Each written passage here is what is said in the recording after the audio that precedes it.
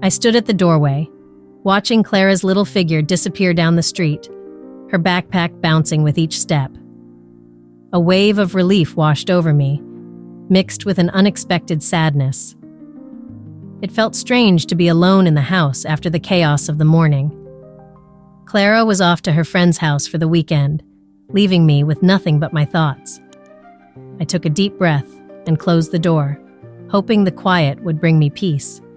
But instead, it felt heavy, like a storm was brewing just out of sight.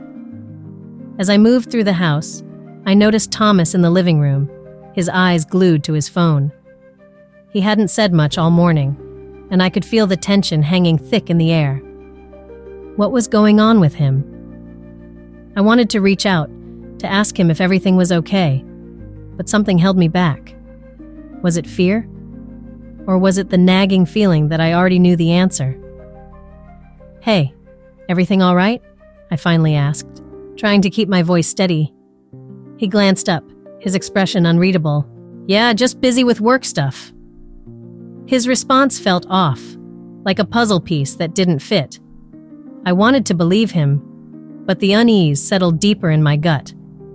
I tried to shake it off, convincing myself it was just a phase. But as the hours passed, his distracted demeanor only grew more pronounced. Then, in a moment that felt like a scene from a movie, I caught a glimpse of his phone screen as he turned away. The name Madeline flashed before my eyes.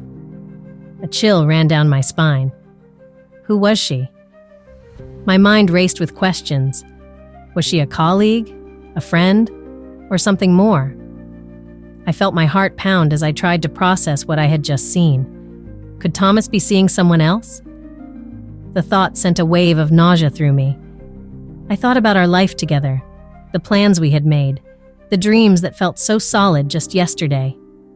I stood frozen, my heart heavy with doubt. Was it possible that my perfect life was unraveling right before my eyes? I wanted to dismiss the thought, to tell myself I was overreacting, but deep down, a part of me was terrified of what I might uncover. "Ellen, you okay?" Thomas's voice broke through my thoughts, pulling me back to reality. "Yeah, just thinking," I replied, forcing a smile. But inside, I was battling a storm of emotions. Who was Madeline? And why did her name make my heart race with fear and curiosity? I felt like I was on the edge of a cliff, staring down into a dark abyss. Should I confront Thomas? Should I dig deeper into this mystery? My mind was a whirlwind of conflicting feelings. I loved him. I trusted him. But now, that trust felt fragile, like glass ready to shatter. I wandered into the kitchen, the familiar scent of coffee grounding me for just a moment. I poured a cup, hoping it would calm my racing thoughts. I glanced at the clock. It was still early, and I was left alone with my spiraling thoughts. As I sipped my coffee, I couldn't shake off the image of that name on his phone. What if I was wrong? What if this was just a misunderstanding? But what if it wasn't? The questions hung in the air, thick and suffocating, making it hard to breathe. "Why can't you just be honest with me?" I whispered to myself, staring into the swirling depths of the coffee cup. I felt lost, caught between the life I wanted and the reality that seemed to be slipping through my fingers. I knew I had to find out the truth, but where would that lead me? Would I uncover the reasons behind Thomas's strange behavior? Or would I unearth something that would break my heart forever? The thought sent shivers down my spine, but the curiosity gnawed at me, demanding to be satisfied. In that moment, I made a silent promise to myself. I would not let fear dictate my actions. I would find out what was going on, even if it meant facing the truth I was so afraid to discover. As I sat in the quiet of our living room, the sunlight streamed through the windows, casting a warm glow that felt almost comforting. I closed my eyes, letting memories wash over me. The laughter, the silly jokes, and the promises we made when we first started our life together. Thomas and I had shared so many beautiful moments. I remembered how we would stay up late, dreaming about our future, "I want a big house with a garden," I once said, my eyes sparkling with hope. Thomas laughed, pulling me closer. "And I'll build you that garden, full of flowers. Just you wait." That was before the world around us began to change, before I felt a shift in the air that I could not ignore. The weight of the current silence felt heavier than it should. I sighed, bringing myself back to the present. The laughter from our early days felt like a distant echo, almost like it belonged to someone else. I glanced at a photo on the wall, a snapshot of us at the beach, sun-kissed and carefree. It reminded me of the trust we once had. But trust was a fragile thing, wasn't it? I could see how Thomas had changed over the years. At first, it was small things. A missed dinner, a late phone call. I brushed them off, convinced that life brought busy days and tired nights. But now, as I looked back, I saw the puzzle pieces falling into place. "Ellen, could you pass me the remote?"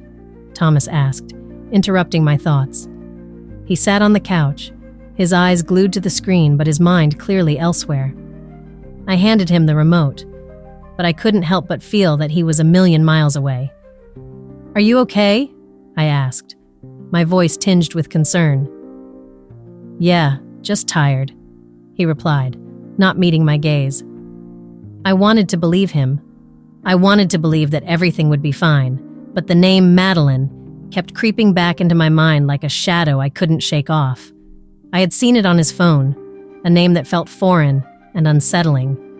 Who was she? What did she mean to him? That night, I lay awake, tossing and turning, trying to silence the doubts that echoed in my mind. I thought about the laughter we once shared, how we used to talk about everything. Now, I felt like an outsider in my own home. I decided then that I needed to confront my fears. I needed to know the truth about Thomas and Madeline. I couldn't just sit back and let my life unravel without taking action. The next day, I started to gather my courage. I took out my phone, thinking about ways to find out more. I knew it was wrong to invade his privacy, but the thought of losing him to someone else filled me with dread. I tried to convince myself that I was doing this for the sake of our family. I needed to know if my fears were real or just my imagination running wild. As I scrolled through social media, I found myself looking for anything that might connect Thomas to Madeline. I felt a mixture of excitement and fear. What if I found something? What if I didn't? Later that evening, I sat at the dining table, pretending to read while keeping an eye on Thomas. He seemed distant, lost in his thoughts again. "Do you want to talk?" I asked, hoping to draw him out of his shell. "About what?" he replied, avoiding my gaze. "Us. Our life." He sighed, running a hand through his hair. "I don't know, Ellen. Things have been complicated." Complicated. That word hung in the air, heavy with unspoken truths. I took a deep breath. "If there's something you want to share, please do. I want to understand." He looked at me, his eyes clouded with something I couldn't quite place. Guilt, perhaps. But he said nothing, and the silence felt like a chasm widening between us. As I watched him, I felt a resolve building within me. I would confront this fear head on. I would uncover the truth, no matter how painful it might be. I was ready to fight for the love we once had, or at least to find out if it was still there. I just hoped it wasn't too late. As the days went by, I found myself tangled in a web of anxiety. I spent hours scrolling through Thomas's messages, piecing together every detail I could find about Madeline. Each notification on his phone sent a jolt through me, reminding me that my world was slowly crumbling. I had no idea how I would confront him, but I knew I needed to know the truth. One evening, while Thomas was in the shower, I decided to take a closer look at his social media. I opened his account and found a string of messages between him and Madeline. My heart raced as I read their exchanges, filled with laughter and longing. They shared inside jokes and personal stories, making me feel like an outsider in my own marriage. I felt a wave of nausea wash over me, as I realized how much he had shared with her and how little he had shared with me. I took a deep breath, trying to calm the storm brewing inside me. I needed to confront him, but the fear of what I might hear paralyzed me. What if he didn't love me anymore? What if I had lost him for good? When Thomas emerged from the shower, I could see the steam rising around him, but it was nothing compared to the heat of my emotions. I waited for him to get dressed, my heart pounding in my chest. Finally, I could not hold it in any longer. "Thomas, we need to talk," I said, my voice barely above a whisper. He looked at me, confusion crossing his face. "About what? Is everything okay?" I took a deep breath, feeling the weight of the moment. "It's about Madeline." His expression changed instantly.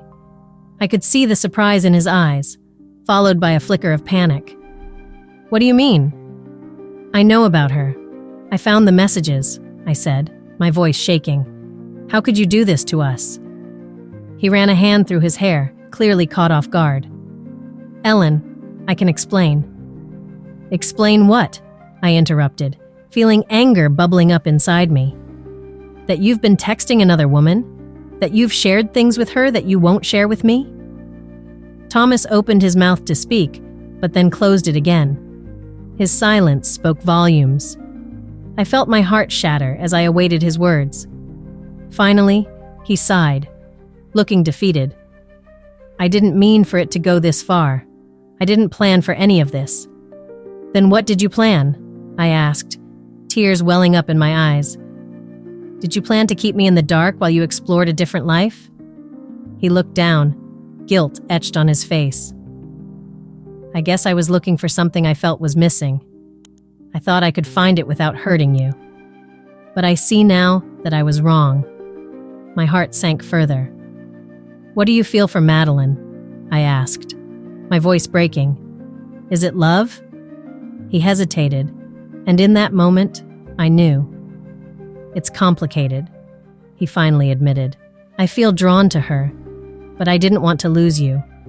I wanted to find a way to have both." "Both?" I echoed, disbelief flooding my voice. "You can't have both. You can't keep me in the dark while you chase something else." "I know," he said, his voice barely above a whisper. "I'm sorry. I never wanted to hurt you." As I stood there, I felt the weight of his betrayal crashing down on me. I had built my life around the belief that we were happy, that we were a team. But now, all of it felt like a lie. "You've shattered my trust," I said, my voice trembling with emotion. "I don't know if I can ever forgive you." Thomas took a step toward me, desperation in his eyes. "Ellen, please. I want to make this right. I want to fix us." "Fix us?" I scoffed, feeling anger well up again. "This isn't something you can just fix with words. You need to show me that you want to change." He nodded, his gaze filled with regret. "I will, I promise. Just give me a chance."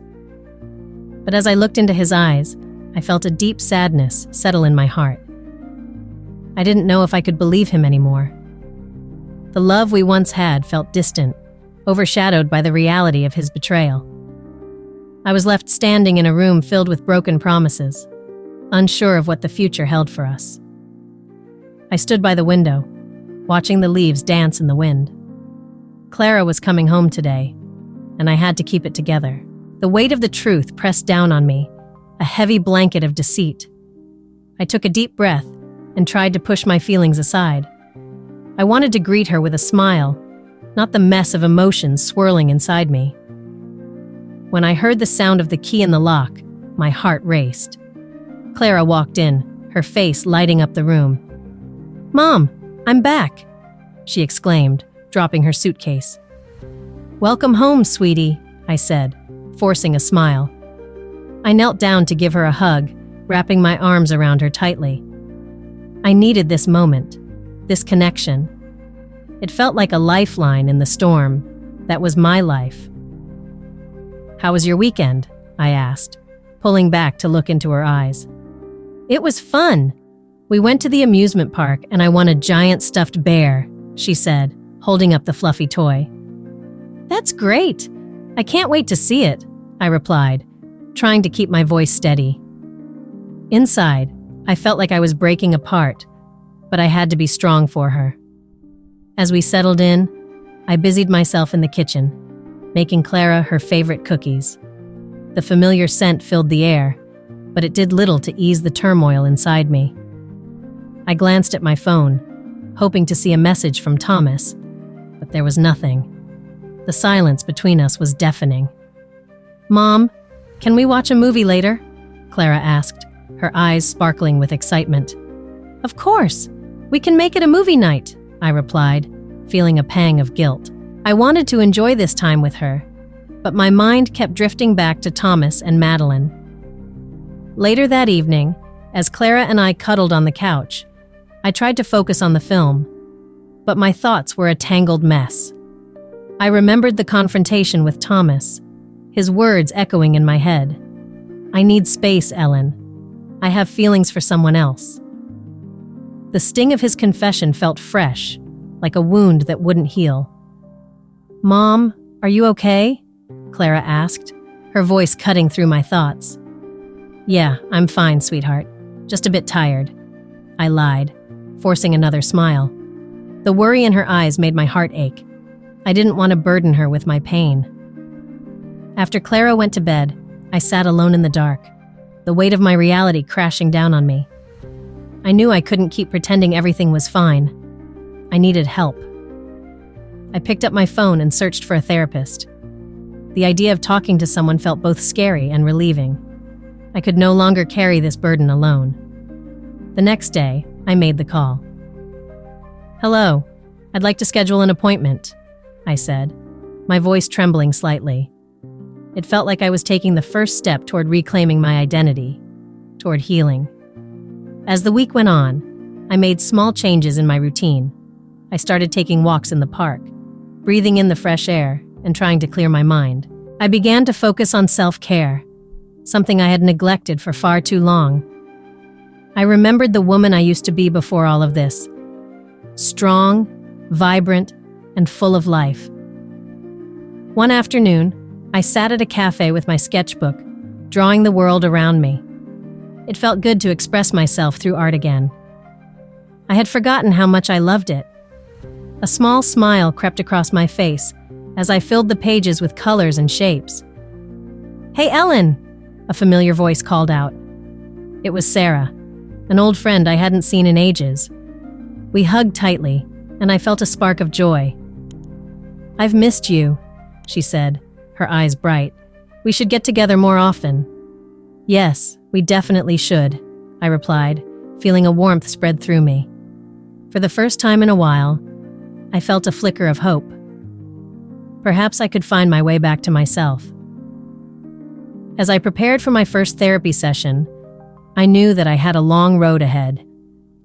But I was ready to face my fears, to confront the truth, and to start rebuilding my life. I wanted Clara to see me as a strong woman, someone who could overcome challenges, not just a victim of betrayal. With determination, I took a deep breath and stepped into the unknown, ready to reclaim my identity and find a new beginning. As I stood in front of the canvas, the colors swirled around in my mind, just like my emotions. It had been weeks since I picked up a paintbrush. I felt a mix of excitement and fear. Could I still find joy in painting after everything that happened? As the brush touched the canvas, I felt a spark of my old self. Each stroke began to release the tension that had built up inside me. "Hey, Ellen, it's good to see you back at it," Sarah said, as she walked into the small studio I had set up in the corner of our living room. Her bright smile lit up the space, reminding me of the friendships I had let fade away. "Thanks, Sarah. It feels good to be here," I replied, trying to keep my voice steady. I was grateful for her support, especially now. Sarah came closer, peering at my work. "What are you painting?" "I'm not sure yet. I just want to let it flow, you know?" I said, wiping a bit of paint off my hands. "It feels liberating to create again. I'm so proud of you for getting back to this. You deserve to find your happiness again," she said, placing a hand on my shoulder. Her words held a warmth that seeped into my heart. As the days passed, I started to reconnect with the friends I had neglected. We would gather for coffee or just to talk. Each moment spent with them reminded me that I was not alone. I shared my feelings about Thomas, my betrayal, and my journey to rediscover myself. They listened without judgment, offering comfort and encouragement. One afternoon, as I sat with a group of friends, I spoke about my struggles. "I never thought I would feel this lost. It's like I don't even know who I am anymore." "You are still you, Ellen," Rachel said firmly. "You just need to find that part of yourself again. We're here for you." "I appreciate you all so much," I smiled, feeling a bit lighter. Their support gave me strength, and I realized I was ready to stand up to Thomas. That evening, I waited for him to come home. My heart raced as I prepared to confront him. I wanted to express my feelings, my anger, and my need for honesty. When he walked in, I took a deep breath. "Thomas, we need to talk," I said, my voice steady but firm. He looked at me, confusion shadowing his face. "About what?"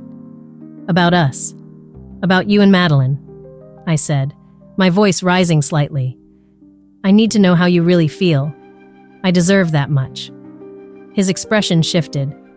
"Ellen, Stop," I interrupted, feeling the weight of my words. "You need to listen to me. I have felt betrayed and hurt. I want to understand why you chose to go down this path." He sighed, running a hand through his hair. "I didn't mean for it to happen. I was just feeling lost too, but I never wanted to hurt you." "Then why didn't you talk to me?" I pressed, the anger bubbling inside me. "I would have listened. We could have worked through it together. I didn't know how," he admitted, looking down. I was scared. "Scared? Scared of what? Losing me?" "Because guess what? You already did that," I said, my voice breaking slightly. "I need to know if you're willing to fight for us, or if I need to start moving on." There was silence. I could see the conflict in his eyes, but I had said what I needed to say. "I don't want to lose you," he finally said, his voice barely above a whisper. I shook my head. "You already have. I am not the same person I was before. I am stronger, and I deserve to be happy, whether that's with you or without you." In that moment, I felt a weight lift off my shoulders. I realized that my happiness did not depend on Thomas. I could find strength within myself. I was determined to reclaim my life and my joy. As I walked away from that conversation, I felt a newfound sense of freedom. The road ahead would not be easy, but I was ready to embrace it. I was ready to be the woman I wanted to be. As the days turned into weeks, I found myself in a strange place. Healing was not a straight path. It twisted and turned like a winding road. I was learning to embrace my independence, but the memories of my life with Thomas tugged at my heart. Each moment felt like a puzzle, and I was slowly piecing it together, taking in what I had learned about myself and what I wanted for the future. One evening, after Clara had gone to bed, I sat on the porch with a cup of tea in my hands. The moonlight bathed our little yard in a soft glow, and I finally felt a sense of peace. I had started to understand that my well-being was important, not just for me, but for Clara too. I thought about everything Thomas and I had been through. Suddenly, my phone buzzed. It was Thomas. He wanted to talk. I took a deep breath, feeling a mix of anxiety and determination. I knew I had to confront the past and face him again. I replied, "Okay, let's meet at the coffee shop tomorrow." The next day, the coffee shop was busy. The smell of fresh coffee filled the air, and I watched people chat and laugh around me. When Thomas walked in, his expression was uncertain. He looked different, as if he carried the weight of our past on his shoulders. "Ellen," he said softly, taking a seat across from me. "Thanks for meeting me." "Let's just get to it," I replied, trying to keep my voice steady. "We need to talk about us." He nodded, running a hand through his hair. "I know I hurt you. I never wanted to. I got lost in my own feelings. With Madeline. It was wrong, and I'm sorry." His apology hung in the air, heavy and bittersweet. "But what does it mean for us now?" I asked, my heart racing.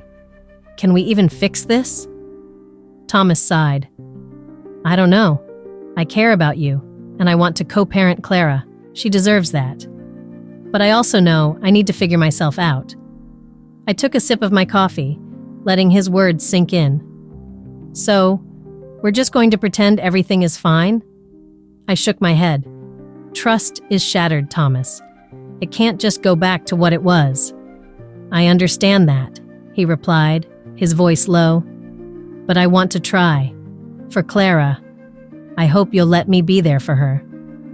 I looked into his eyes, searching for sincerity. Part of me wanted to cling to the idea of us, but another part knew I had to stand my ground. "I need time," I said firmly. "I want to focus on my healing, my happiness. We can figure out co-parenting, but I won't rush back into anything else." "Of course," Thomas said, his expression softening. "I'll support you. I just hope, maybe one day, we can find our way back to each other." I nodded, feeling a mix of hope and uncertainty. Right now, I need to rebuild my life. I'm not the same person I was before everything happened. And that's okay. As we spoke, I felt moments of clarity washing over me. I had been through so much, and while the road ahead looked daunting, I was learning to prioritize myself. I thought about Clara, about how she watched my every move. I wanted to be strong for her. Before we left, I looked Thomas in the eye. "We will always be Clara's parents, and I hope we can do that well. But we have to be honest with each other. I need to know I can trust you again, even if it takes time." "I promise," he said softly. "I'll do whatever it takes." As I walked out of the coffee shop, I felt a sense of resolve filling me. The future was still uncertain, but I was ready to face it. I would take it one step at a time, knowing that I had the power to rebuild my life on my own terms. Trust may have been broken, but I was not. I was learning to stand tall, and for the first time in a long time, I felt a glimmer of hope for what was to come. Share this story if you believe that healing and self-discovery can pave the way for new beginnings. Leave a comment about a time when confronting the past led to a positive change in your life, and subscribe for more inspiring stories like this one.